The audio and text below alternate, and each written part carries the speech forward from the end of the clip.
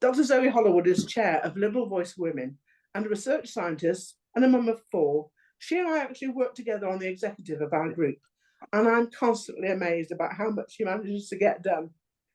With her is Florence Waller, a professional private carer with over 12 years' experience, as well as being a trained teacher with an MEd who understands the crucial importance of personal dignity in undergoing care. Sally Wood is a long-serving occupational therapist with 27 years' experience in rehabilitation of stroke and brain injury survivors. Teresa Steele is a former biochemist and a qualified solicitor. She is a women's rights campaigner with a special interest in healthcare policy. Sam Rospigliosi has a very learning disabled daughter and formerly worked in publishing. She's currently working to set up a supported living home for young women severely learning disabled. Now, can I ask you in the audience, please, to put your Zoom screen on speaker view for the best view of the discussion, and please mute yourself to hear a wide-ranging talk. What I don't want to hear is people's dogs, if you don't mind. Not even from the speakers' dogs, thank you. But if you can mute yourself if you're not actually going to be speaking, and then if you are going to ask a question, we'll bring you in and ask you to unmute at that point. Okay. Welcome, Zoe, Teresa, Sam, Sally, and Florence. Now, the group you've set up is called Caring About Dignity. Zoe, how did it come about? Thank you, Alison. Yes, so it came about because I was watching the GRR debate in Scotland, and I don't know if you all recall, but Pam Gossel was often asking the question of witnesses, how would this impact care? So you know, a woman who maybe for religious reasons, for instance, wanted to ensure that she was getting same-sex care, and it was extraordinary to watch the answers being given. Somebody from Amnesty compared wanting same-sex care to racism. Someone from the humanist group compared wanting same-sex care to Jehovah's Witnesses not wanting blood transfusions. And there was another example where a lady compared it to asking for a Chinese doctor, for instance. And it really struck me that these people were trying to undermine the very concept of single-sex care. And then Shona Robinson, when she came in, she said that she couldn't imagine that a healthcare professional would want to do anything other than respect the wishes of the patient. And of course, it was only a couple of months later that Teresa's case emerged, and Teresa will tell us about that later. So that really got me thinking. And I spoke to a campaigner in this area, and we agreed to speak to a couple of Lib Dem peers in the House of Lords about this.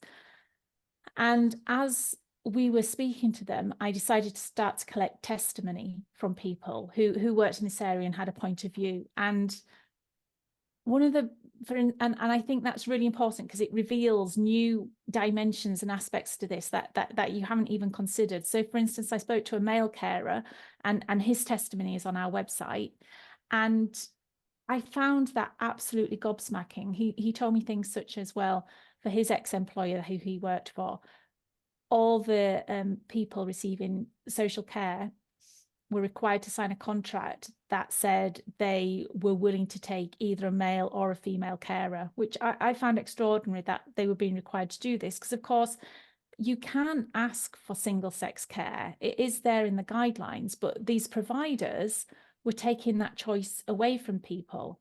And he also mentioned the fact that, you know, women who he'd go around to their house who said no, they didn't want a man coming in their house. And you know, these are women, older, vulnerable women who maybe have a key box on their house so someone can get into their house, say no, they didn't want him to come in. That was their boundary. And he'd phone up the care agency and they say, oh, well, just try again, just knock again, you know, maybe they'll say yes this time.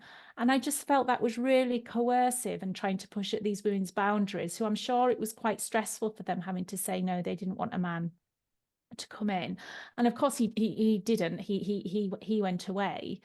And I found that extraordinary. And the fact that if women try to leave these care providers and try to tell another provider what they wanted, single-sex care, or the reason they'd left, they could be denied. So it's almost like, even though you are supposed to have the option of having single sex care, you might in fact be denied this by the providers that were out there.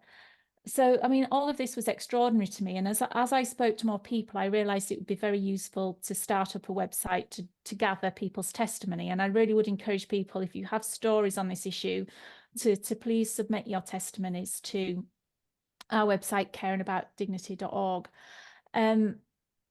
And then I got in touch gradually, you know, I mean, the GC network is really very good now, isn't it? I think with Florence and Sam, first of all, and then through them to Sally and Teresa. And obviously they bring quite incredible insights to this area because they've either got personal experience or they work in this area. And, you know, we realized we could actually be quite a powerful body. So we're actually trying to pull together quite a lot of information, and you'll hear more from Teresa as well about what we want to happen in single sex care.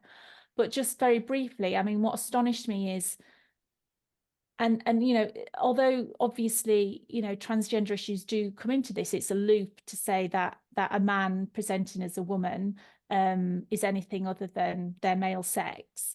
You know, if it's single sex care, that includes no males, however they identify.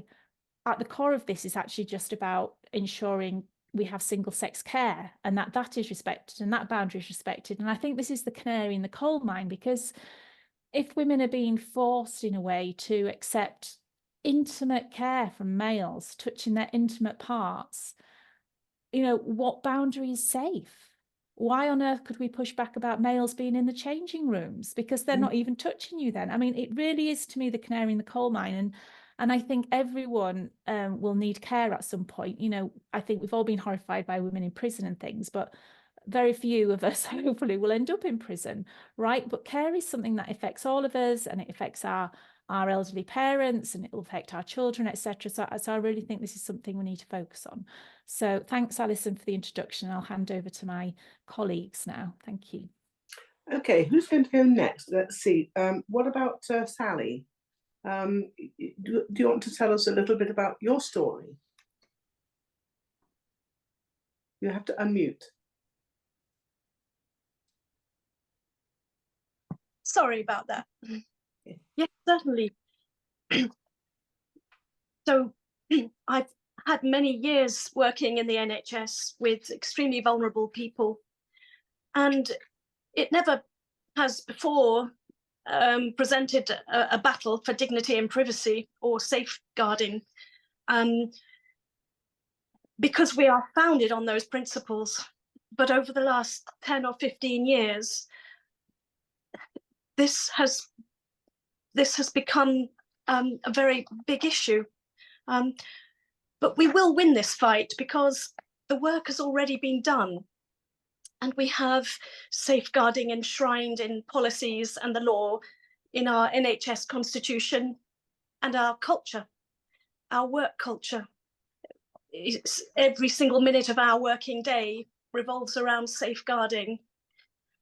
So it's been quite a faltering process of dealing with mistakes and scandals and even the aftermath of criminal abuse. But we've steadily continued on our journey towards greater compassion and greater respect and dignity. In fact, those three things are stated as NHS values. And we can go even further back, because even more fundamental than all of those, we have the 4 pillars of medical ethics. You know about the duty to do good and to do no harm. And the other 2, which are autonomy, that's your right to choose and your right to control, and justice, which is your right to be treated fairly. So we don't treat everybody the same, we treat people according to need. So for example, someone who has a suspected cancer condition will be guaranteed only a 2-week wait. Somebody with some other difficulty with their hip, for example, is not expected to be seen urgently, and that's fair. But over the last 15 or 20 years, other policies which are based on fictional identities and the GRA have been created, and they've been superimposed on society. And they are in direct conflict with all of these that I've mentioned. So it's been done below the radar, behind our backs, and it's a bit like slipping a cuckoo egg into a nest of sparrows. One example is Annex B, which is appended to a very strong safeguarding policy delivering same-sex accommodation, which was written in 2010. And it was necessary because we knew that women were sexually abused in mixed accommodation, and we had about 5 decades of experience of that.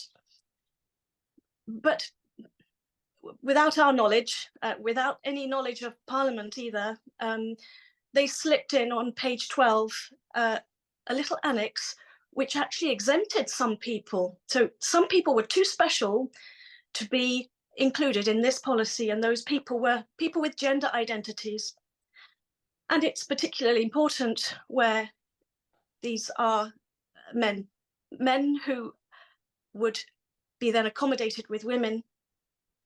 This is a problem because we know that the statistics show us that 99% of sex offenders are male and 88% of the victims of them are female.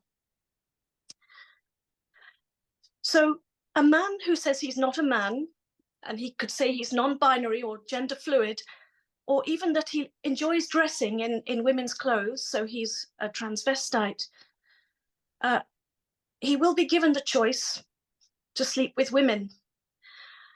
And there is no suggestion in this appendix that any other views or needs have to be taken into account. So on my ward, we have bays of 4 patients. So the 3 other women in that bay will not be consulted, and their needs will not be weighed against the wishes of that man. So to me, it gives women the status of furniture, because this man has been admitted and he has said, I need a female environment. Well, the only thing that makes that environment female are the living human beings who are female in it. There is nothing special about that bay except for the women. So what kind of man would avoid his own sex and sleep alongside heavily dependent and very vulnerable women? And why are those women's wishes and rights considered subservient to his? This is the extraordinary shock that I received a couple of years ago. I had no idea that the NHS could allow such a thing to happen. Now, there is a body called the NHS Confederation, who are a charity. They exist to push forward policies, and they hold conferences. They've gone a bit further than Annex B, and they place the wishes of staff with gender identities above the needs and wishes of patients in this document called Leading for All, Supporting Trans and Non-Binary Healthcare Staff.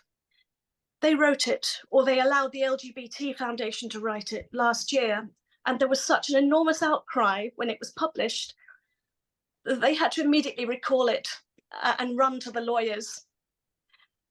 They rehashed it and republished in September, and it's still an extremely damaging document.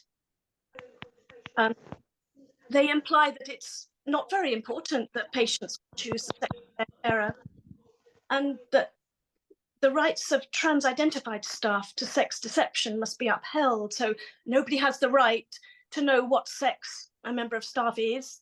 They don't have the right to know whether they're trans or not. So they expect patients to adopt their assertion that a man is a woman if they say so. So it's acutely unjust, because a female patient, by definition, is in a much weaker position, needing support and care. Some of my patients are still in prolonged disorders of consciousness, so they are not yet awake. Many have an inability to speak or to use a call bell, so they might have a voice, but they might be quadriplegic. So if they were assaulted, they simply could have absolutely no way of calling for help. So most patients don't complain, even the very vocal ones, even the retired nurses. they can tell me things, but they say, oh no, don't tell anyone. I don't want to make a fuss, and I don't want there to be a bad feeling against me. So people won't complain. If they did raise it, this document says very briskly that patients don't have the right to any disclosure about sex. They will be made to feel like a problem. They most certainly will by this policy or this document. And of course, a person might not remember, or they might not actually understand what you're telling them. This man is a woman. How can I possibly be expected to get my head around that? I've just had a brain injury or a spinal injury. I may have learning difficulties.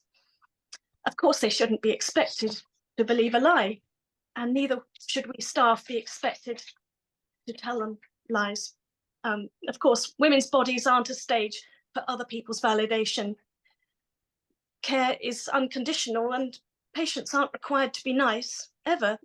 They might be misogynists, they might have committed crimes, they might dislike us and tell us to F off many times a day. They might shout and spit and lunge at us, and we just manage it because we're professionals. They are the one with the injury, and we are only focused on their recovery. So remember that justice and equality are pillars of medical ethics. So I think it's encouraging. I like to be positive. It's encouraging to think in terms of restoration. So the long, hard work has been done, and the suffering of patients has been done. The lessons that we've already learned have already been turned into really tough policies for safeguarding, and they say that patients' rights are absolute. So our task now is to kick the cuckoo out of the nest. So one such example is the National Chaperone Policy. This is really quite a powerful document in several ways. Number one, it was built on a criminal case. Dr. Clifford Ayling was a prolific sexual abuser of women, and he continued over 30 years. When he was finally arrested and he was convicted of a sample of those crimes, there was a very extensive report and investigation into him, and I'm partway through it now. The very good result of this was that chaperone policies were developed with which referred to this case, showed us very clearly what we are risking when we allow unfettered access to female to women who are vulnerable or in a position of powerlessness. So the second great thing about the chaperone policy is that it presents the right to privacy, dignity, and safety as absolute, and they outweigh any other objective. So it says in black and white that if you can't get a chaperone to attend this appointment and you feel, or the patient feels that it's needed, then you cancel the procedure. So the third powerful aspect of it, I think, are that the language and the principles in it can be applied to intimate care. So the fourth pillar of medical ethics is fairness. And if these principles here can apply to some patients, as Clifford Ayling showed us that they must apply to all patients, not just within the walls of that examination room, but during routine intimate care, and not just within the walls of a hospital, but in patients' own homes and care homes. So it presents the strongest possible live challenge to the degradation of principles and the assault on rights that we've seen in the last 15 years. It gives us a good argument for same-sex care. So if a chaperone is needed to prevent sexual abuse, why not cut out the literal middleman and just have the woman providing care? 20 years on from the Ayling report, we have many more women in more skilled and specialist roles. We don't now have to always be expecting men to be delivering care. So the policies are careful to avoid mentioning sex, which may be another aspect of another good part of it, so that people can't pretend to have changed sex and therefore it doesn't apply to them.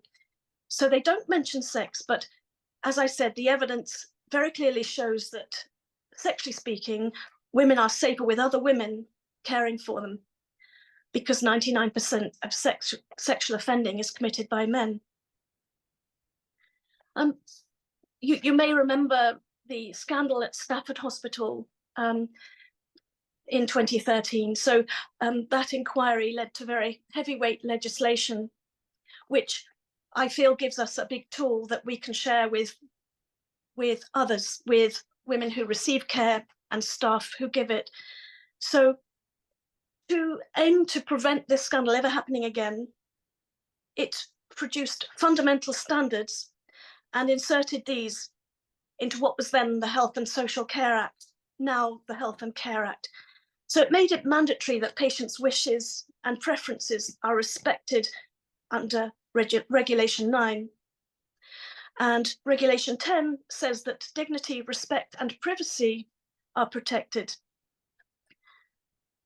Again, number 11 states that consent is paramount. 12 and 13 relate to safe treatment and safeguarding from abuse. And Regulation 20 sets out a duty of candor when bad things happen. And now this is important because if a woman was to make a complaint about a member of staff and it was related to the care and there may be some abuse as part of that, we then are bound by this regulation to be honest. There is a great conflict here, isn't there? Because if a man who is identifying as a woman commits an offence, we cannot, in the highest court of law, then say, well, this person is a woman. This person has a female penis with which he raped this patient. So this is very strong support for us. In this act, it also says that we must provide sufficient staffing. So we quite often hear a reason for not being able to provide female carers is that we don't have enough female carers around. Well, 89% of nurses are female. A great majority of our healthcare assistants are female. And actually, this act says that if you don't have enough staff, you go and get it. That is your duty to provide. So the penalty for failure is either regulation by CQC or prosecution. For some of those are deemed to be stepping over the bounds of criminality. So, for example, consent. If consent is breached, if a woman is treated by, if a woman who expects same-sex care is treated by a man, that really does constitute sexual assault. And she has not given consent for that. Therefore, the service is liable to prosecution. And there is another criminal offence now that was expanded to protect all patients as a result of Stafford. And it's the offence of willful neglect. So it's not just the person who commits the crime that is up for it. It's everybody else that tolerated, that saw it and ignored it and turned away. We can't go to work and say, well, I knew there was something dodgy going on, but I couldn't say anything. It wasn't my place to say anything. I was afraid for my job. No, we have a legal duty to speak up. And if we don't, we are liable to a period of imprisonment for up to 5 years and or a fine. And this is the crime of willful neglect. So we can't pretend that we don't know that the presence of men with women raises risks against them. We can't then allow men to come into our bays of women patients because we know that immediately their dignity and privacy have been breached, but also we have raised the risk of sexual assault against them. So it was absolutely idiotic of NHS England to publish guidance that can propel our best nurses into prison and facilitate the assault of the most vulnerable women to spare the feelings of a man. But this is in black and white in Annex B. The Conservative Party proposed to drop it, but it is still in operation. With regard to same-sex care, in my hospital, the vast majority of allegations of sexual abuse and rape involve staff as perpetrators. Now, I don't know about the victims. I don't know how many are patients and how many staff, but the police reports that have been made of assaults alleged to have occurred on our wards have risen on paper by 600% over the last 5 years. This information I have gained from Freedom of Information requests. Now, it's just on paper, so there might be some reason why the number looks huge. But in 11 months, from 22 to 23, we had 7 assaults on wards. Now, I don't know how this can happen. And that's not the limit of it. So in the report that I was given from Safeguarding, there were many more reports of sexual incidents which didn't reach the police, and there were 14 in that year, and they are dealt with in-house. Not all of them were unsubstantiated. So I want to see those records. Moving on to what are we going to do about this? I want to see those records of alleged assault when they were first reported and recorded on the ward. I want to know what was said, who it was, when it was, and where it was. The fact that they're increasing in my hospital justifies a study looking at the specifics to reduce the risks. We could produce a report with recommendations for the NHS, because we know that the WRN gathered data which revealed over 6,500 sexual assaults had occurred on hospital wards throughout the UK. And I think that wasn't including London. So we must raise the profile of sexual assault, and because we would never allow something like repeated child abductions from the children's ward, or amputations of the wrong limb to continue. Once would be enough, wouldn't it?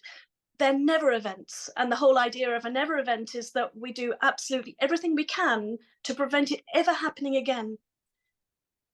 And they are avoidable. Sexual assaults in hospital should be avoidable. We could do a whole lot better than a 600% increase.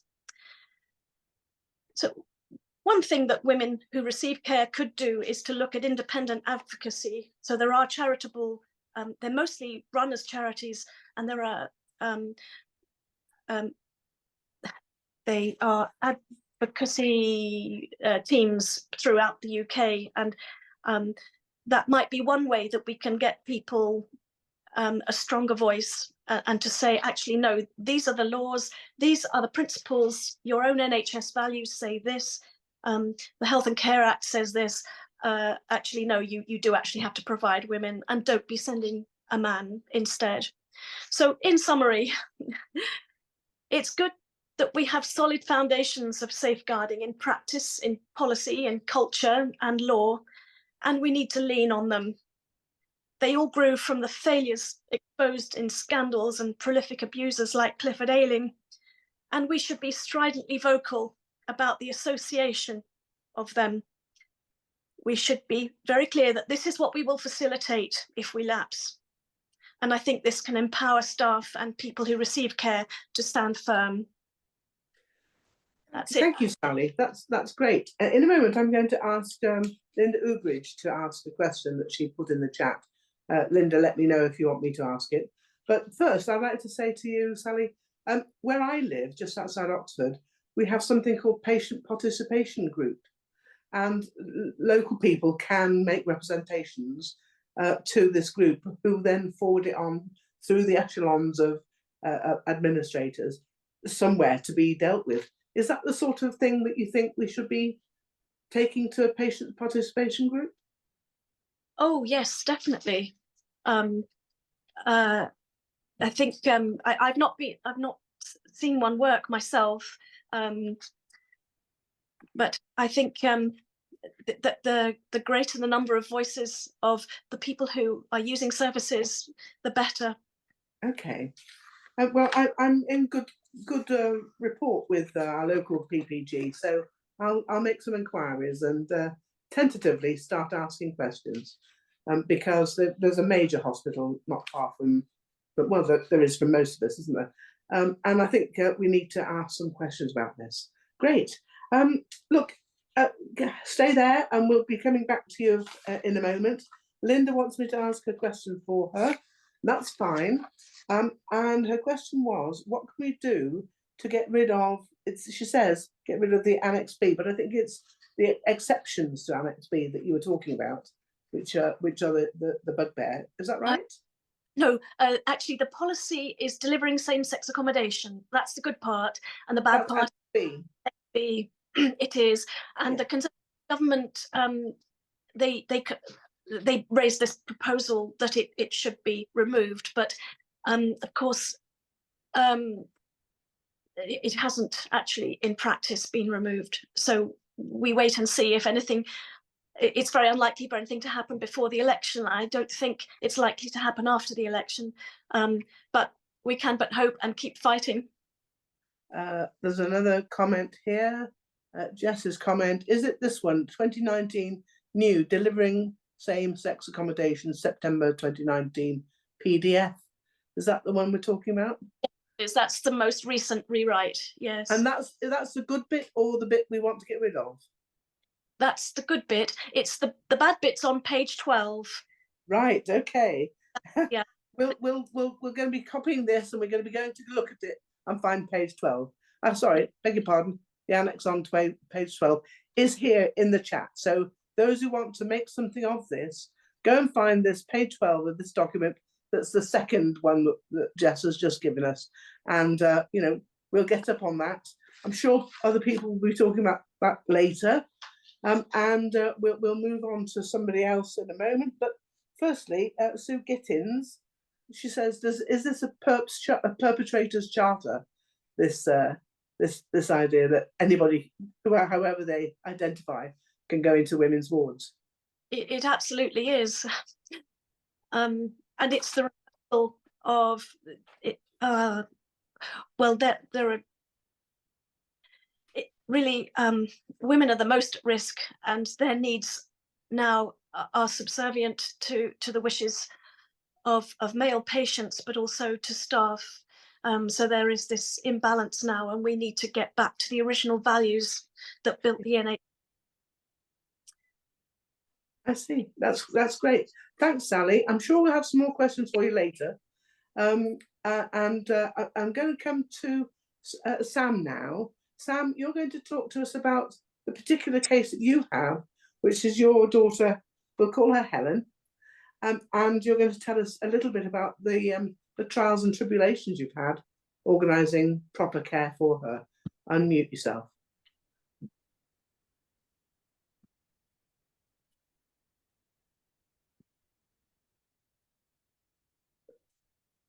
Shall I unmute you?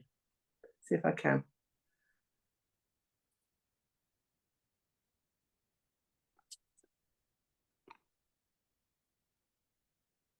I don't think I can.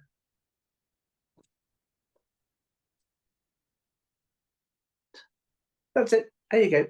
Okay, brilliant. Sam, tell us about Helen. Thank you. I've anonymised my daughter's name and called her Helen, and I have not revealed my local authority's name. Thank you for asking me to talk to you all today about the sex-based rights of learning disabled girls and women. Girls and women like my daughter, who I shall call Helen, and Cassie, an autistic non-verbal woman who was raped and infected with HIV in her supported living home by a male carer at some point or points between 2007 and 2015. This happened in the London borough of Brent, and Brent's review paints a really dreadful picture of neglect. Imagine being Cassie. Imagine being her mum.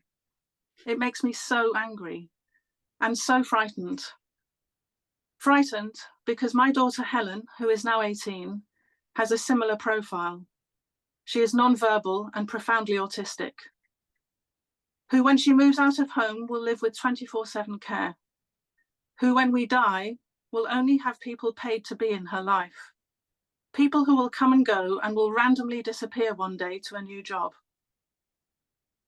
For the last 3.5 years, we have been asking our local authority to collect data on the protected characteristic of sex, not just gender. Additionally, we have been asking for a commitment from them to commission same-sex services.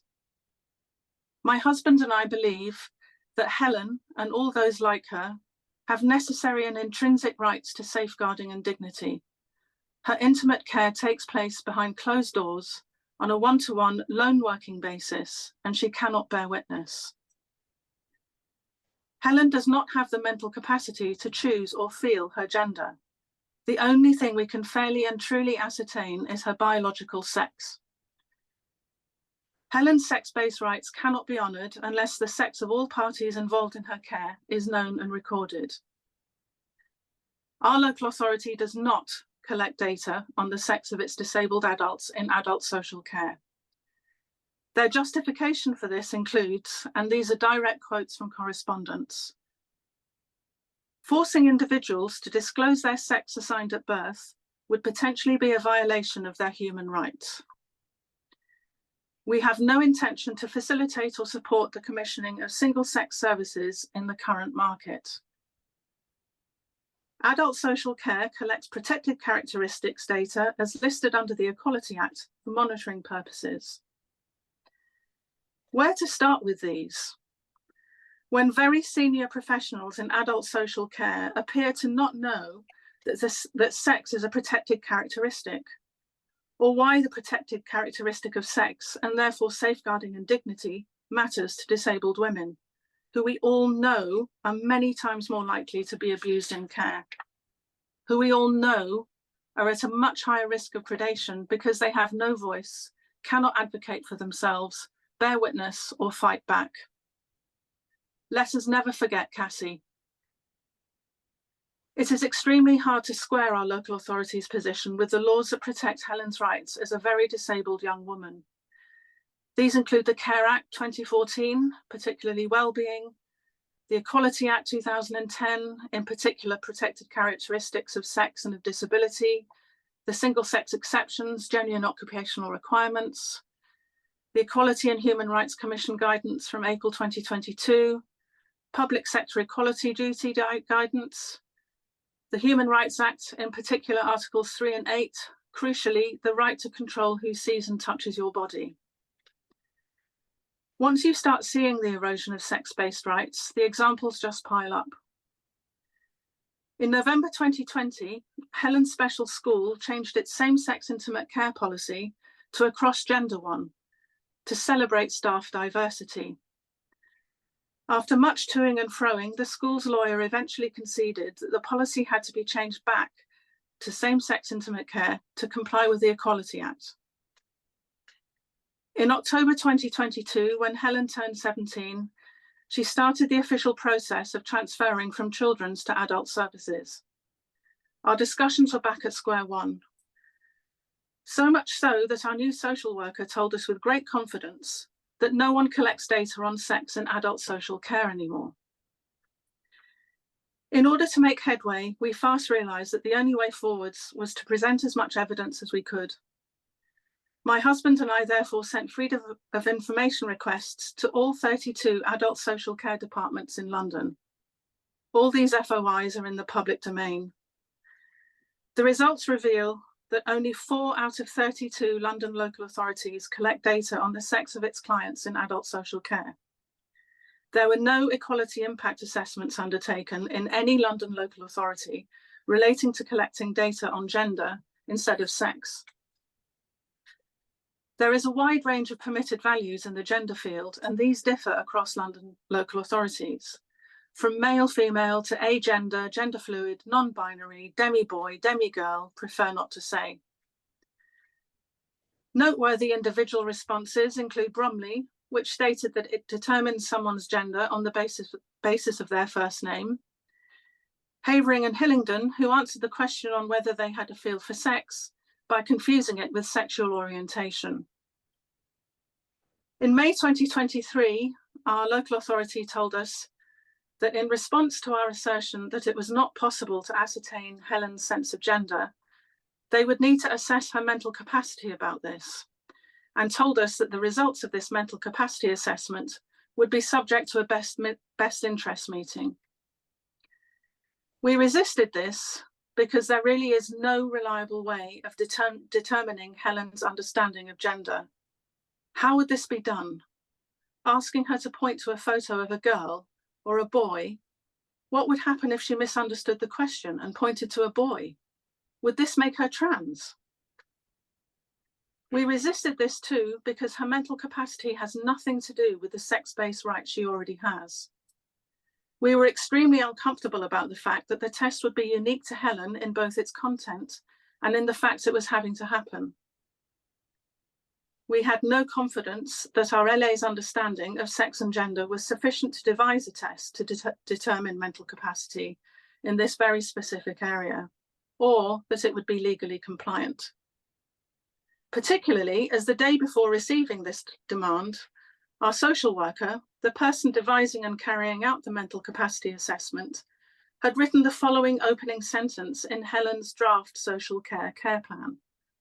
Helen lives and presents as female. There is so much more to say.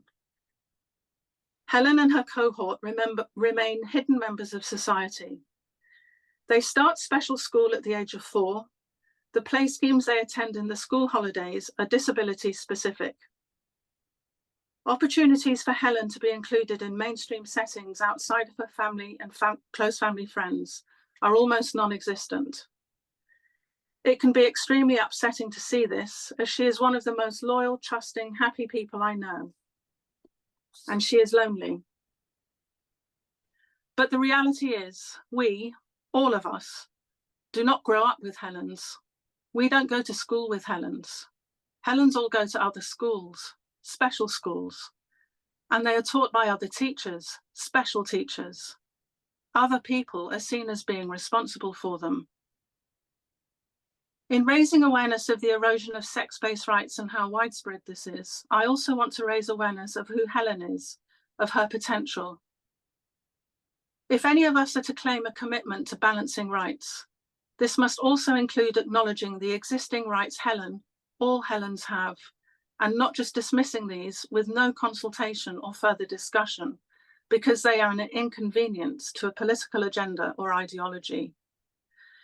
Every professional working with Helen, her head teacher, her special school's head of safeguarding, her social workers, very senior professionals in adult social care, have all let her down. Helen's protected characteristic of sex remains unrecorded. That's it. Maybe not. I'll ask it. Okay, Claire says, how can we live in a world where the wants of carers trump the needs of the most vulnerable? Everyone lost their minds. Yeah, don't disagree with that. Okay, right now I'm going to go on to ask. Hello, I'm going to go on to ask Florence, please, if you wouldn't mind telling us your perspective on this issue. Thanks, Sally. We'll probably come back to you later. Thanks, Sam. We'll come back to you as well if we have more questions. And it's over to you, Florence. Oh, hi. I'm Florence, and I'm a carer. I work privately now, but I used to work for a care agency, and I've also worked in care home settings. And it's just in recent years that I've become more aware of an increasing number of men in the workforce. So I'm going to talk a bit about that and why that is. I could talk a lot about my personal experience within care, but I thought it's quite interesting to look at an overview of why we're seeing this problem now. Because when I first started, you didn't really see any male carers. So this was not a conceivable problem for most people. However, it's increasingly becoming so. So that's what I'm going to talk about. So the care workforce, as I've just said, has always been overwhelmingly female. There are a number of reasons for this, and that's not least the societal expectations placed upon women to bear the burden of the care economy. However, recently, there has been a concerted effort to diversify the care workforce by way of recruitment drives focused on hiring males. But it's my view that a predominantly female workforce should be viewed as a societal asset, not a weakness to be remedied. The benefits of a majority female workforce are highlighted when considering the nature of the most fundamental care requirements of society's most vulnerable. So for many people needing care, especially intimate care, the sex of the carer is of utmost importance. So as most of you are aware, intimate care refers to tasks of an intimate nature, including caring duties associated with bodily fluids, bodily functions, and personal hygiene. So carrying out these care duties requires direct or indirect physical contact with or visible exposure of the sexual parts of the body. So the wishes expressed by both men and women to have carers of a specified sex must be respected, but it's women in particular who request same-sex care. So there's a number of reasons why women might request female-only care. So she might have certain cultural or religious beliefs, or have experienced some sexual trauma, or simply feel more at ease accepting and the help of another woman. But obviously no woman has to explain her reasons. In a compassionate society, her request for female-only care should be respected. And we've got to be absolutely clear here.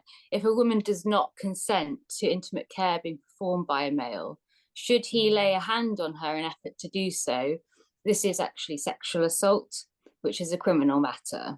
So according to the Office for National Statistics, women not only have a longer life expectancy than men, but they're also expected to live longer with a disability than men. And according to the Trusted Care Professional Services report, 1 in 3 people over 85 will require some form of care. And a typical care home resident is an 84-year-old white British woman without dementia who requires residential care. And the same report observes that there is a substantial gap between the percentage of males and females in care homes. The gap is closing, however, by 3 to 4% a year.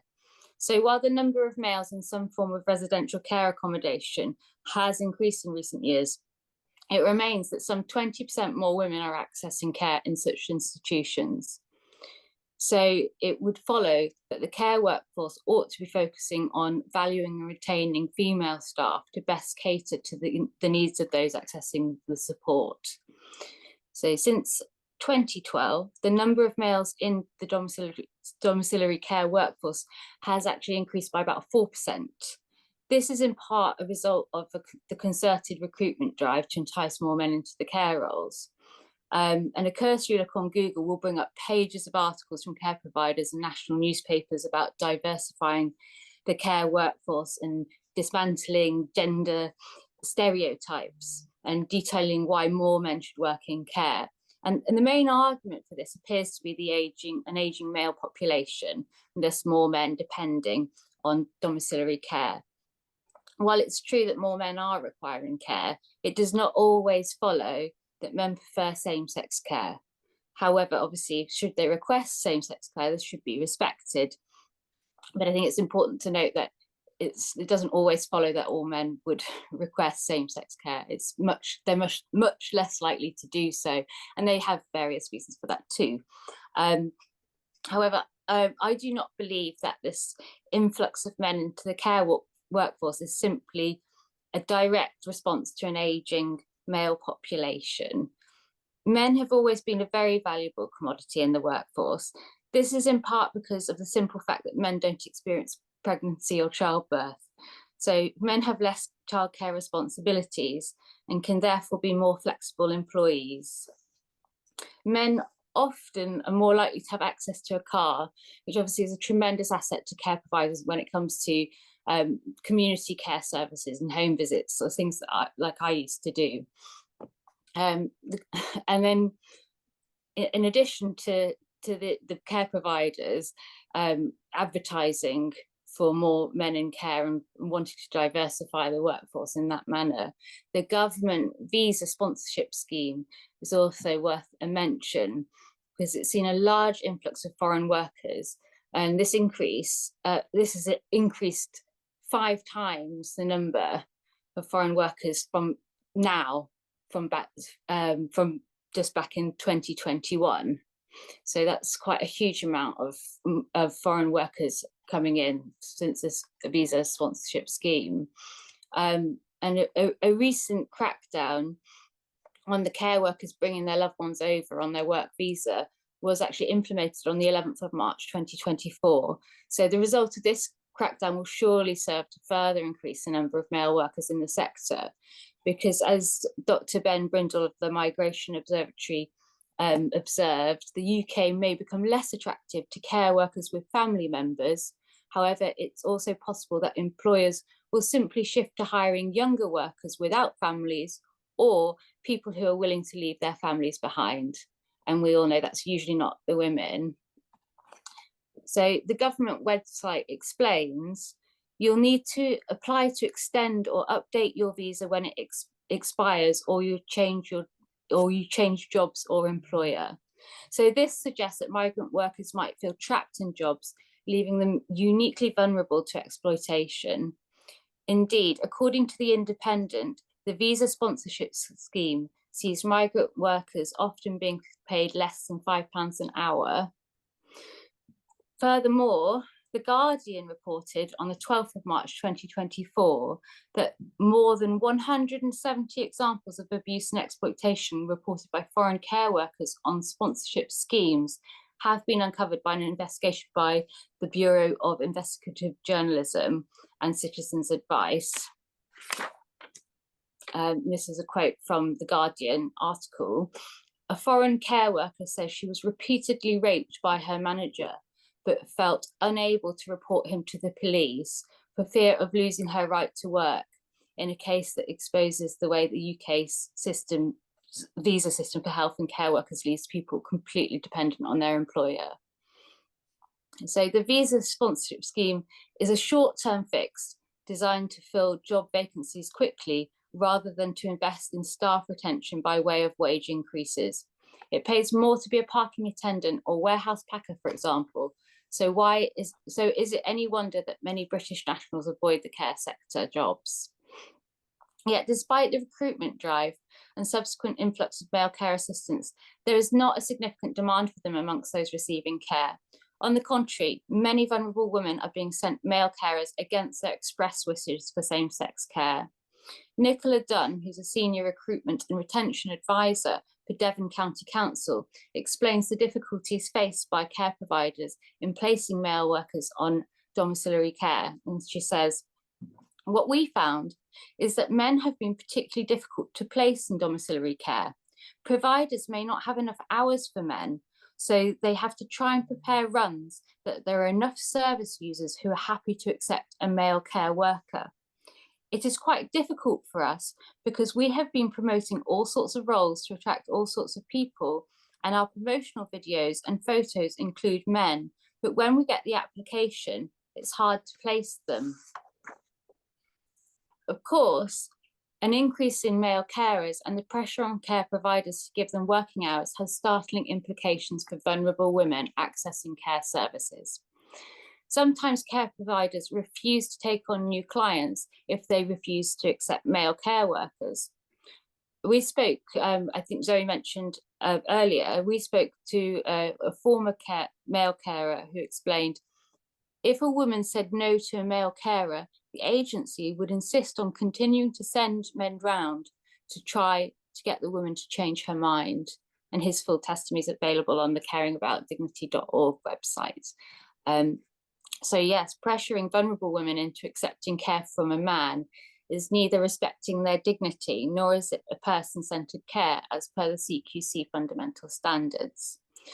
Furthermore, an increase in male care workers being sent out to female clients, whether they specify same-sex care or not, is not only a matter of personal preference with regards to dignity, it is also an issue of basic safeguarding.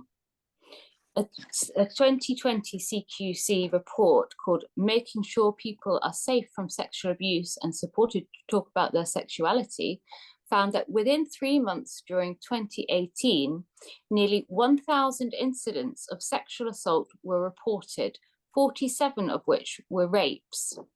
The report found that the sexual incidents were nearly 4 times more likely to be carried out by men than women, and that nearly half of all the people affected by sexual incidents were women aged 75 and over. So it would follow that an increase in male staff in the care workforce would increase the risk of vulnerable women falling prey to sexual incidents. It should not be surprising that male sexual offending far outweighs female sexual offending.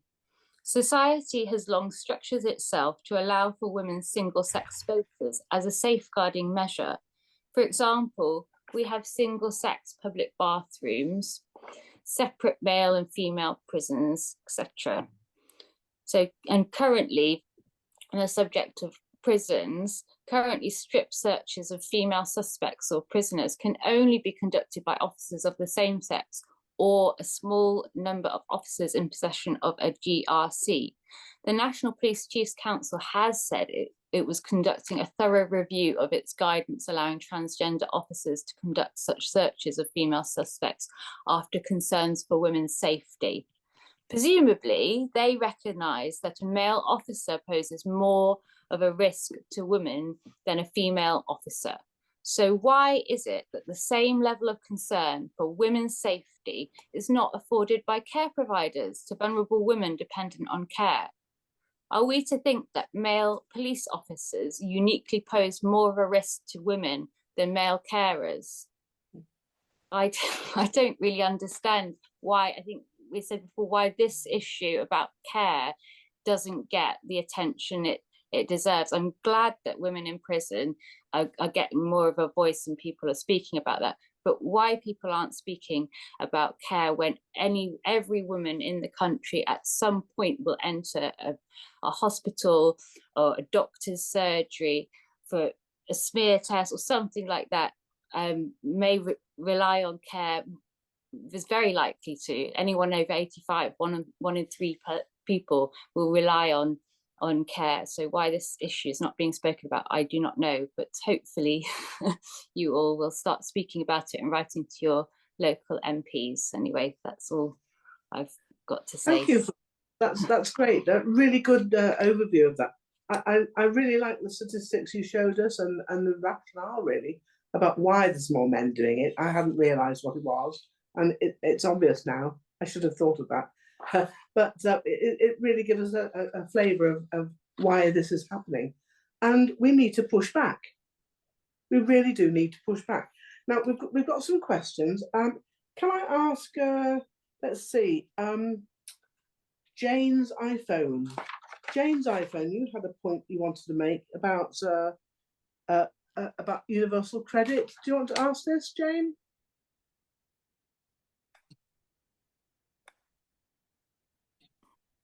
Hi, can you hear me? Yes, fine, go ahead.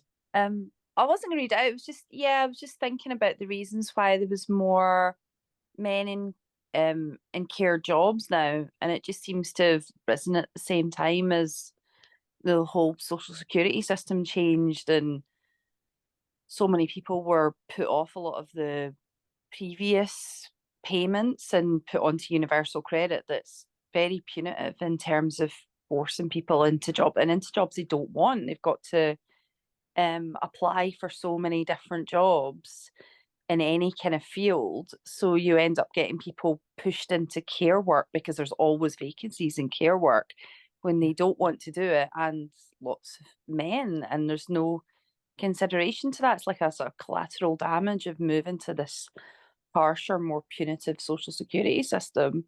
Yeah.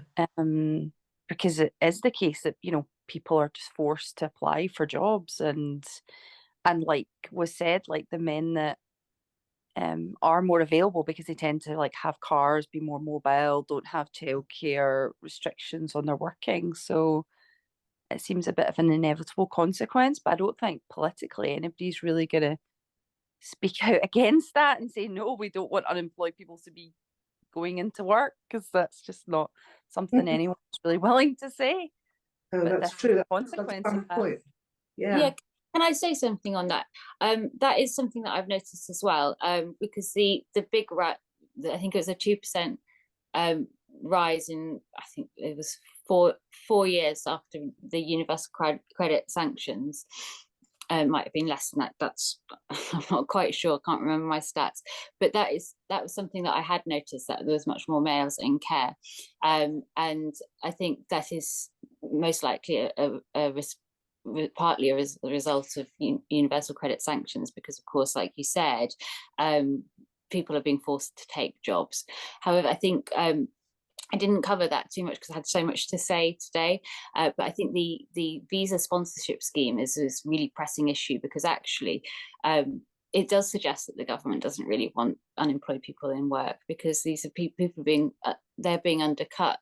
So care providers are seeking employment of people from overseas on the visa schemes because they get much cheaper labour. And often these are, as I've said, men, because of their crackdown on bringing families and dependents over on the visa. So this is even more pressing than the universal credit situation. And so actually this will be a good argument for the opposition to make against the government, wouldn't it? We could get something going from that point of view, yeah. Provided we weren't transphobic, of course. Ha ha ha. But may I say, it's really, I know that obviously the gender issue is a big a way of blurring boundaries and being able to focus on an ambiguous term to push these more men that they've got in their workforce onto vulnerable women who depend on care. However, by and large, especially if you're looking at the visa sponsorship, who's coming over, it's lots of people from maybe India or Nigeria, and as I say, lots of men. These are not people who are identifying as anything other than men.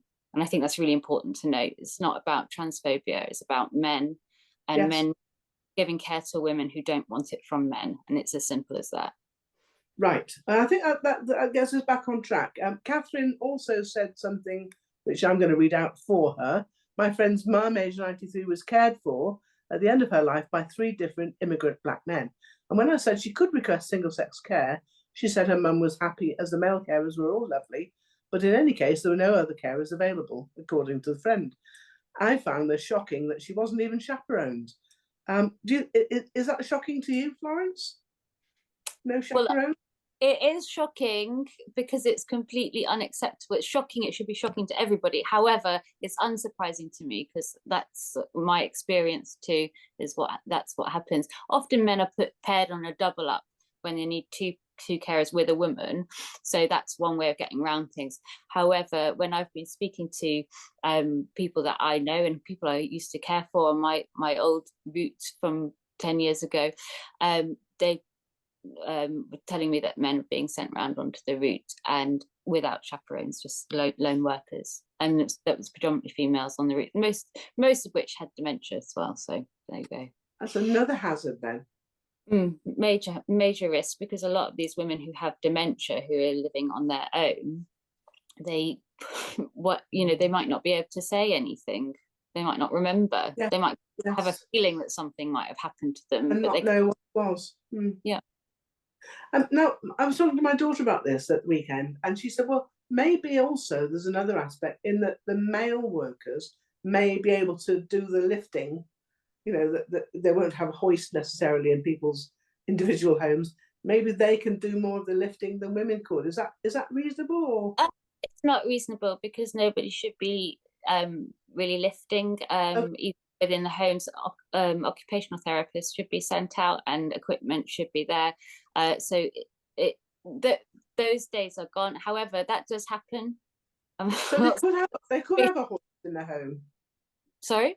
They could have a hoist in their home to get them up. Fine. That would be available to see if they had room for it. And if they didn't have room for it and they needed the hoist in the home, then they'd probably end up going into an institution, because they wouldn't be able to have it at home. Wouldn't be safe to do so.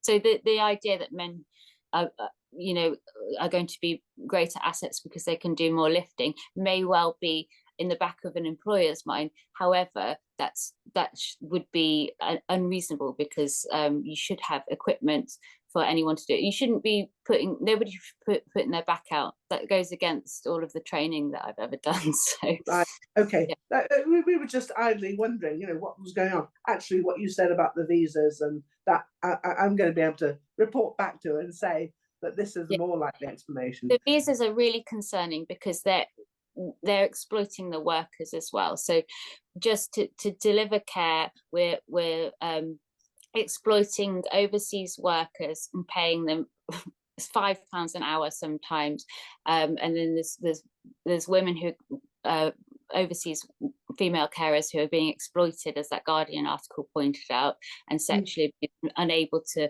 say so because they're at the mercy of their employers.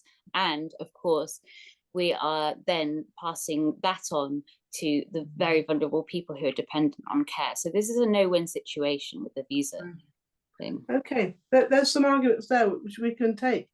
Rachel's also commented here, there's a perfect storm of funding and recruitment issues in social care, and the undermining of single-sex care. The trans lobby's undermining of the definition of sex is a convenient solution to the social care providers' problem. So I get that, Rachel, that it's handy for the employer to make that point, sort of subsuming it under the sort of gender issues department, if you like, of their application forms.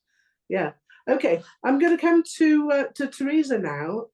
Teresa, I think a lot of people here will have heard or read in the newspapers about your story, but if you can tell us a little bit about what you've been finding out, that would be really great. So tell us as much or as little as you want to about your story, which eventually got resolved. I have got quite a lot to say, but Please do. yeah.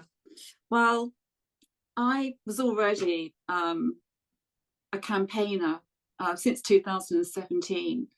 I had an interest in healthcare policy, and I was very interested in Annex B. So I started to investigate that and I was trying to get a remedy, which I'll explain later, the things that I tried to do, but it's a binary tale really, mine, because I was successful in forcing a private healthcare provider to change their policy to same-sex intimate care. And I managed that in a few months, although it was obviously very dramatic at the time. But I've been completely unsuccessful with my efforts with the NHS. The NHS is the prize, you know, the holy grail for me, because I'm absolutely so committed to getting the same result that I got with HCA and transferring it across to the NHS.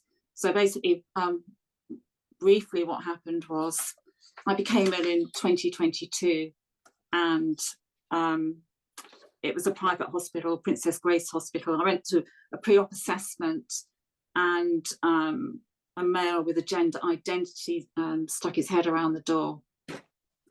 And so I ran a complaint about that, and my operation was cancelled because of a lack of shared beliefs, because previously I had said that I wasn't going to engage in with pronouns, and I wanted same-sex accommodation and a loo and so on, and I'd put that on the pre-op assessment form, so I think they were on notice of what I was like in that way. And of course then the incident happened. I made a written complaint, and I did it on two fronts. First, it was a patient dignity breach complaint, which I knew how to write, so it was correctly phrased. And then the next request was a demand for same-sex intimate care post-operatively, but not as regards my actual surgery, which was a mixed-sex team. But I absolutely didn't want, as soon as that happened, I didn't want him, because I felt as if I'd been targeted, although there's no evidence that I was targeted, but I felt targeted. I didn't expect to see any male nurses there. And I was determined that he was not going to come anywhere near me. But obviously, these demands have to be phrased quite carefully. So I was quite careful. I just made it a demand for same-sex intimate care post-operatively under Rule 10 of the CQC fundamental standards.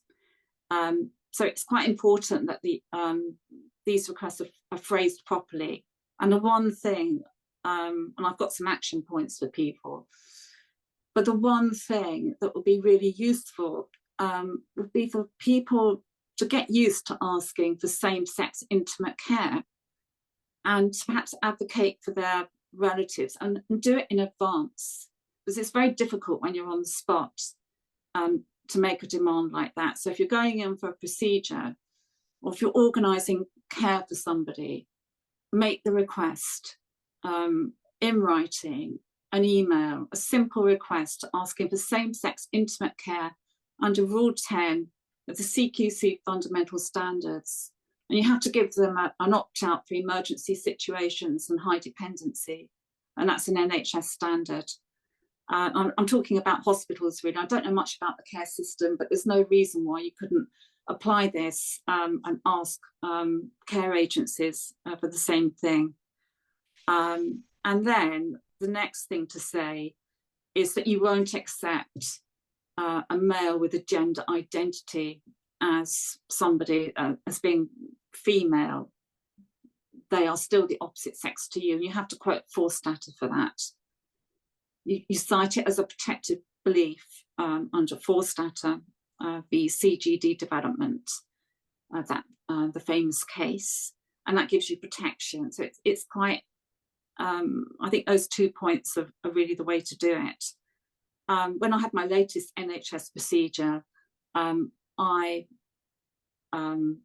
also asked to be placed on a same-sex ward. I wanted to be on a woman's ward, and I quoted the delivering same-sex accommodation guidance, and I also mentioned the Health Secretary's conference announcement for the Tory Party conference last year, and I mentioned a couple of things like that to ask for to be placed on a woman's ward. So I think people are not aware that they're able to make these requests, and it's better to do it ahead. So email ahead, and they probably won't respond, which is what happened to me. And then you just chase them.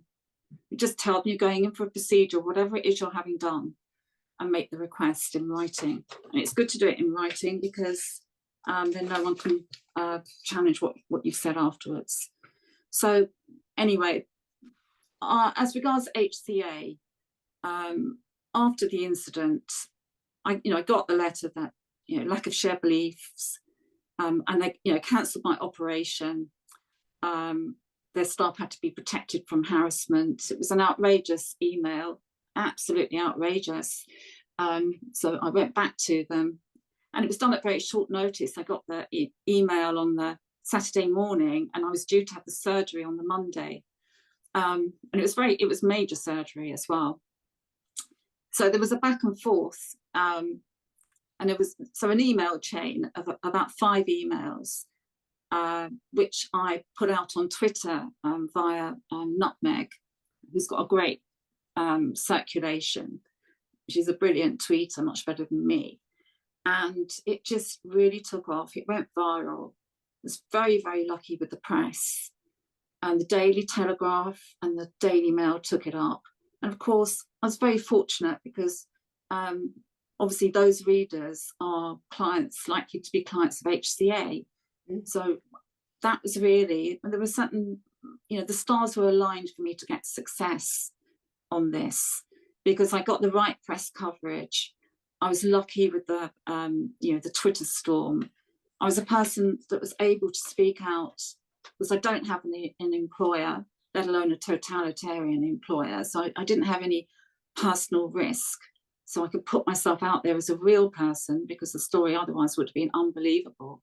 And of course, this is happening to quite a lot of people, but most people that I've encountered subsequently are too afraid to identify themselves. And so for that reason, the public don't really believe it's happening. So from a TAV point of view, it was quite a successful story. And of course, I got my operation, and I was so fortunate, because I thought I was making such a great contribution to the movement. But in fact, it was all of the anons and the,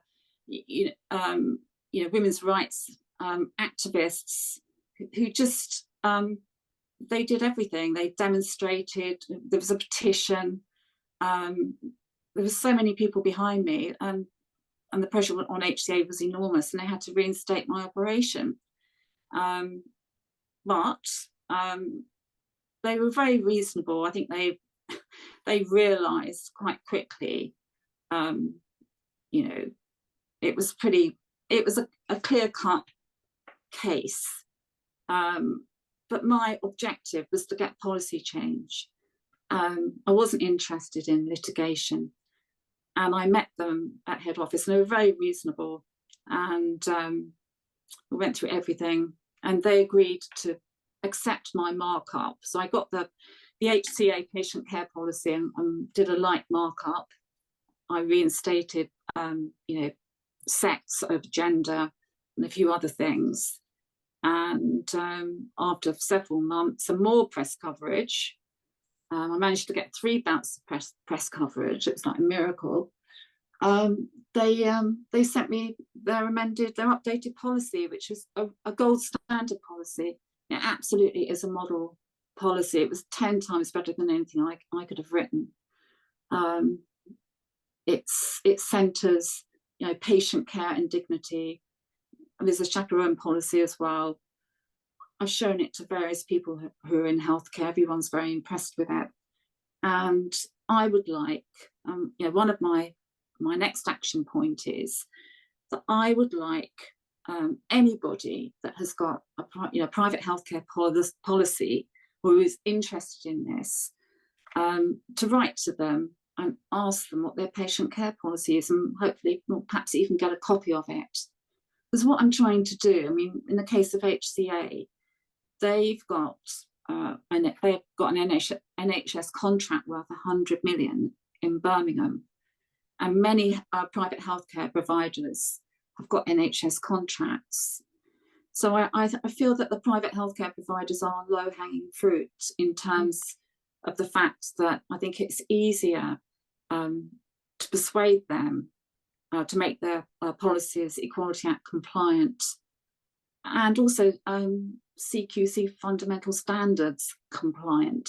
Because what we've got here is a clash of laws. This is what's happening. And these policies that have been implemented, these activist policies, clash with established legislation and policy, and they clash with the CQC fundamental standards. And it's really outrageous that after that terrible Mid-Staffordshire scandal, that all of these standards were brought into play. Now they've been completely overridden by a bunch of activists. And so, yes, I'm as angry as everybody else about this. It's just such an injustice. So anyway, the private healthcare providers, that would be quite useful, because obviously Rishi Sunak was talking about there is merging going on between the NHS and private healthcare providers. So that would be quite a useful thing. So as regards the NHS, well, what I've been trying to do over the years was I had obtained copies of NHS trust policies, and I'd gone through them to see what was going on with Annex B. And I noticed that there's a pattern of what they're doing.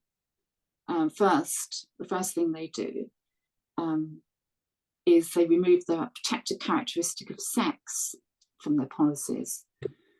So obviously, under the Equality Act, you've got the 9 protected characteristics, as we know, and they're under an obligation under public sector equality duty, as are all public organisations, to give due regard in a balanced way to all of the 9 protected characteristics.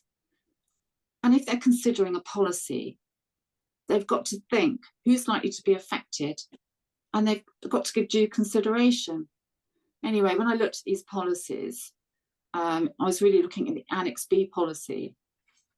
I could see that the protected characteristic of sex had been removed and that it had been replaced with gender, not even the protected characteristic of gender reassignment, but gender.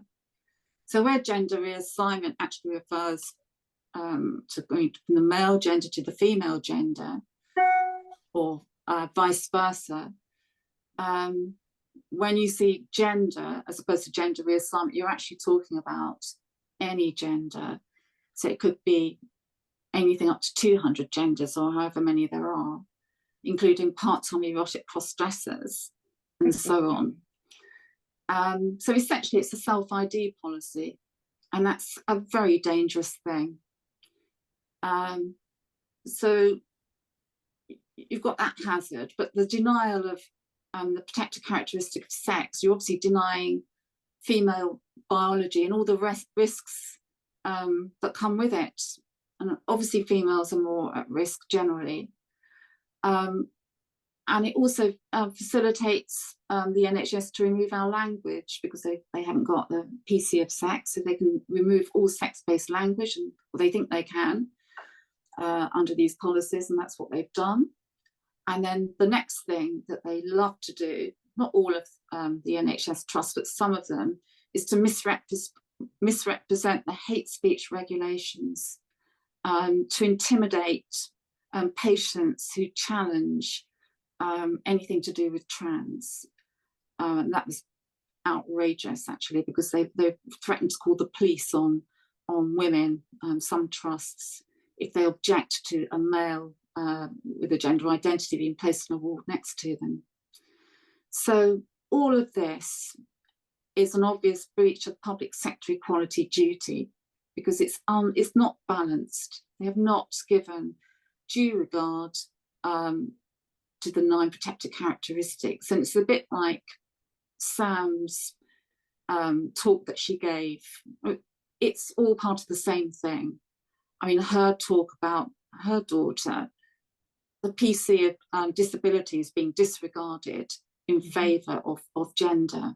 So all of this comes down to public sector equality duty breaching. The root of it is, it happens at consultation stage. So obviously all policies are implemented after a consultation.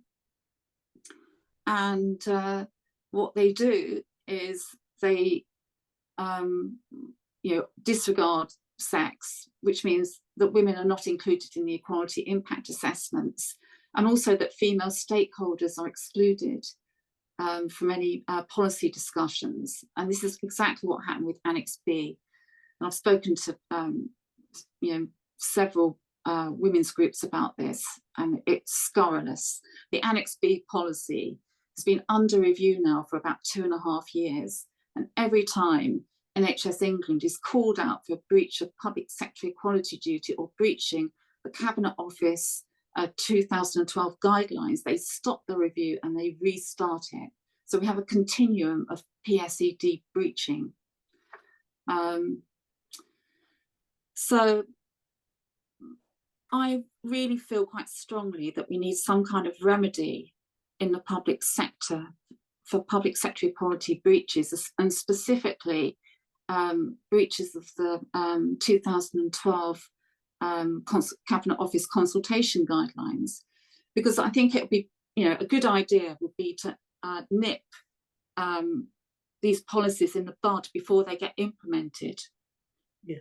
I would like to see some kind of mechanism so that as soon as a consultation is instigated where breaches of PSED are identified, that there should be a mechanism to stop the consultation in its tracks until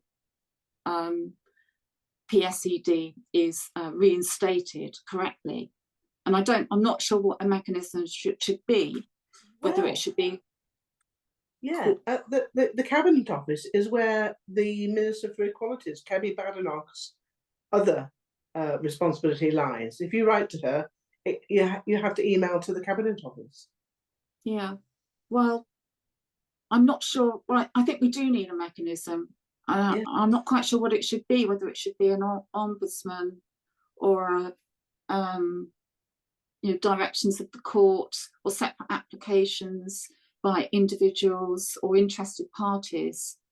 But I would like to speak to some lawyers about it, to see if anyone's got some ideas. I'm not a public policy person. In fact, I'm not even in practice at all, so I'm just an interested amateur. But that's my idea, and I think it's really, what I'm getting sick to death of hearing is, I'm fed up with seeing so many public sector policies that are corrupt, and it's not just the health service. And what's happening is we're having to wait for individual victims and members of the public to instigate judicial reviews, and that's a very onerous obligation to place on the public, and it's not fair because there are so many corrupt policies now, thanks to the activism that we've got across the board. And I wouldn't be saying this if it hadn't got this. It's on an industrial scale now. When you look at the ONS, we haven't got proper data there. That's partly because of them. They need to be challenged, but I mean, who are the people that can challenge them? I myself have taken council's opinion on Annex B. I was told that I had standing to bring a judicial review, but then I was told, obviously, that I would go down for costs if I lost, and that could be any amount. So it could be up to $1 million. So it's just not a reasonable. It's just, and the crowdfunders, people are becoming exhausted with the crowdfunding. It's a cost of living crisis. Yeah. Women's rights activists, we have no money, no public funding, and you just can't, and that's why I didn't, litigate my case. That's another reason, was because there was no way I was going to run a crowdfunder. But you actually got the result that you wanted eventually. I got a better result. Better policy. Now, what I want to know is, this gold standard policy that HCA has got, is this available for us to see anywhere and to waive it at our, let's say, patient participation groups, or somebody says, is there a patient advocacy service set up anywhere? Who advocates patients apart from your MP, if they bother? I don't know about patient advocacy groups. Right. I've got the policy. I mean, it's I can probably adapt it for generic use. I want the policy to be spread across the board. Yes, I mean, I've got a message from Greta here who says that there's a pills or pals for advocacy in NHS, a patient advice liaison service. That sounds good. Patient advice. I don't know. I haven't heard. I don't that know sounds how as helpful though they would be. To be honest, talking about. Yeah. Yeah, I'm not sure how helpful they'd be. Okay, well, whether they'd be captured or not, do you mean? Yes, exactly. I actually don't feel that I can rely on the NHS for anything. I did a Freedom of Information Act investigation. I had obstruction. I've tried stakeholder intervention at an NHS trust, and it got shut down before the policy was actually renewed. And so, yes, I'm not quite sure, but I just think, as far as I can see, the things that people can do is assert their rights to same-sex care, go to the private healthcare providers, ask to see their policy, and make it normal to ask for same-sex care. Yeah. I mean, the other point is, I just want people to start thinking about what might happen if we have two sexes, two sexes, legal and biological. I'm quite concerned about the safeguarding risks of that as regards DBS and healthcare. And I'm just wondering if sex registered at birth might be a better parameter. I'm quite concerned about that. Sex registered at birth. That's what Cass used in the review, didn't she? I haven't read the whole review. When she was, Oh, she and used sex being registered at interviewed birth, did she? about it. That's good. Yeah. Yeah. And that makes sense really, because it's not assigned, but it's registered, you know, as we all know. And in most cases, it's completely, you know, there's no DSD to be worried about. Exactly. And I just want to make one more point about, you know, the government acting as if they're passive bystanders on this, because in 2022, the Health and Care Act largely undid the disastrous hands-off Lansley arrangement. So that NHS England is now accountable to the Minister, the Secretary of State for Health. They can intervene, and I think they should be pressured to intervene, because no UK healthcare provider should be non-compliant with the Equality Act. Yeah. And just as a general principle, I just want people to make this demand, Yes. that healthcare policies should be compliant with the Equality Act. And when the protected characteristic of sex is removed from policies, that makes the policy essentially unlawful when there are women patients. And you know, people are so, when I say people, I'm talking about our politicians, apathetic about this. It's actually unlawful, and it just shouldn't fall to members of the public to have to keep bringing these actions to correct these corrupted policies. So I'm quite angry about it, as you can see. What I read somebody suggesting a little while ago was it actually suits the government or ministers if they can have mixed sex wards in de facto, call them trans women or whatever, because it's cheaper to have a mixed sex ward. Well, that may be so, but it's not actually allowed under the DSSA legislation, and it runs contrary to the CQC fundamental standards when women don't want it. And it may cost money, but it might be cheaper to break the law, but it doesn't mean to say that the law should be broken.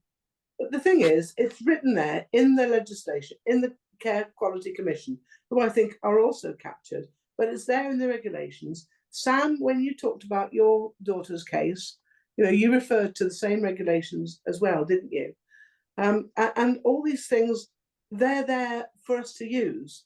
So we should be using them. Now, I'm at the age where I need to be thinking about drawing up my lasting power of attorney, because, you know, who knows when you'll cease to have capacity. And maybe that's something I have to write into my power of attorney, that I want to have same-sex care. And maybe all of us, when we're writing out our future requests for care, and saying, yes, your thumbs up to that, Anne. That's something we can all do once we get round to it. And it's always the problem, isn't it? It's true. And don't let anybody tell you, because the other side are very keen to say that it's not lawful to do it. It is legal. It's legal to have same-sex intimate care in your policy. I've proved it. The HCA policy proves it. It was published, it's in the Telegraph the 12th of December, and I always wheel that out, to argue with people when they say, oh, I don't think that's allowed. Somebody said that to me the other day on X. Well, it is legal, and people have just got to start. And I understand why people are fearful, because it's difficult. You have to actually phrase it in a particular way. But it is lawful to ask for same-sex care, or same-sex intimate care is much easier to grant. Yes. That request is much easier to ask than same-sex care generally. Okay, yes. So what I'm talking about is it's much harder to ask for a female consultant, for example, than it is to ask for a female carer in, or in hospital, same-sex intimate care, because of obviously that's something. I mean, I was okay with that. I didn't mind a mixed sex surgical team, but there was no way, because when you're really vulnerable, it's when post-operatively, or when you're immobilised, or obviously when end of life care, that's when you need same-sex intimate care, and that's it's And essential. It's knows essential. That's reasonable, don't they? Everybody can see that's entirely care. Everybody wants their grandmama or their daughter or their mum to have same-sex intimate care. People have got to wake up to it, because everybody can be in that position, as I was. I didn't expect to be in that position.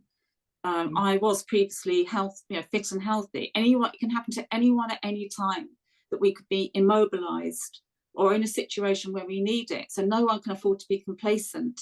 And I'm afraid that a lot of the women's rights groups are not really covering this subject so much as I feel they should be.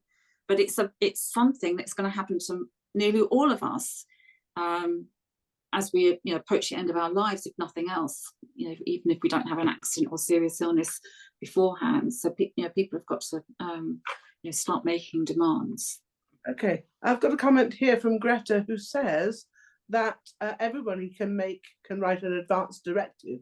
So that's compassion in dying for your last stages. The compassion in dying website has a template. We could add single-sex care to this and give it to our GP. And she's given us a link, which is now in the chat. So you're welcome to copy that, take that away and think about that, get it done, and take it into your local surgery. Also, she says target of same-sex wards in the NHS has been around for years and never achieved.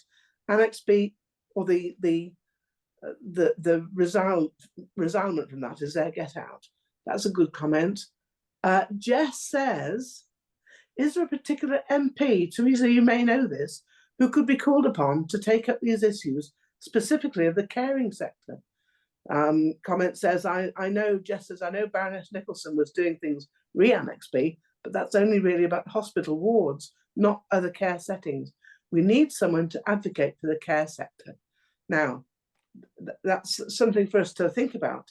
Do we know an MP who's reliable on this that we can ask? Anybody got any suggestions? Have you got any more comments that you want to make, Teresa? I think what you've said tonight has been really helpful, because there are things we can do.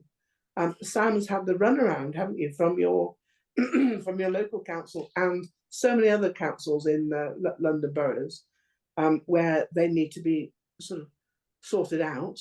And I think those of you who live in London boroughs, you've got a template really now for some of the councils that you can be asking what you're doing about single-sex care. And for the Helens, not only for us, but for the Helens who can't speak for themselves, we need to be asking these questions. But also, it's a bit like dropped curbs and special facilities for wheelchair access. What suits somebody who's using a wheelchair also suits a mum with a pushchair, to have these accessible routes that you can have. So what washes one hand washes the other, is what you can say. And all these things will make things better for all the rest of us. Now, has anybody else got any more comments that you want to make from our guests here, our speakers tonight? Oh, here we are. We've got a question from Liz. Single-sex wards were a myth. Let's have a look. Were a myth since 2009 when Annex E came in. Annex E is a precursor to Annex B. The only code, that doesn't work right, does it, in alphabet terms? Anyway, the only coding for sex in the NHS is for wards, not people. So wards can be coded male or female sex, but patients are coded male or female gender. That sounds to me to be absolutely out of order. I've got something to say about carry on. This. Yeah, the NHS constitution itself has been amended to include gender and not sex. Oh my goodness. Why? On what grounds? I haven't researched it, but when I took council's opinion, he pointed it out. He said the constitution itself is problematic. Oh, well. And Steve Barclay at the Tory party conference last year, he made the announcement that he was going to expunge gender ideology from the NHS. So he was a lawyer. Yeah. And I assumed that he was going to amend the constitution, but then he got moved a few weeks later. Well, there we are. There's something for somebody to work on. If you want a campaign, ladies, here's a campaign to be going after. Rachel's got a point as well. I think we're getting quite close to needing to finish. Is there anywhere collating the information from the wonderful speakers tonight? I think you'll find that to be on caringaboutdignity.org. It's difficult to self-advocate with a disability. Good point. If you felt that you could put some of this information on your website, that would be really helpful, that people could download. Obviously, the policy you're talking about, you may not want to put up something, maybe a copyright policy, the HCA. Well, that's what I was a bit concerned about. But maybe if we can put something that isn't labelled HCA hospitals. I'm going to write something that's based on it. Yeah, great. That would be really helpful, I think. And then we can go and take that without sort of dropping them in it particularly, or them saying, no, that's copyright, you can't use that. I'll take the principles from it, but not the wording. Great. And we've got another link that our Rachel has put in the chat. Is that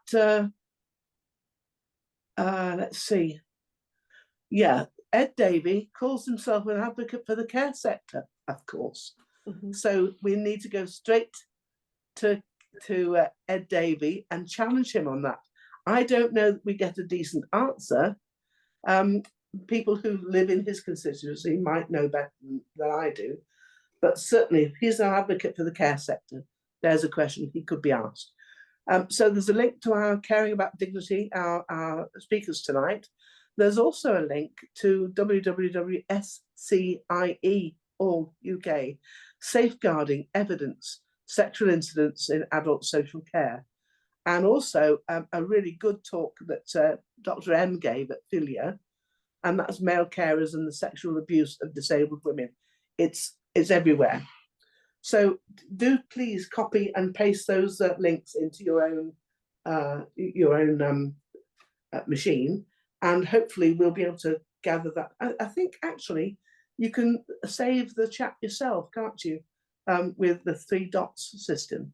I'm not entirely sure about that, but we'll try and glean those from the chat, and make sure that we can put that on our website maybe.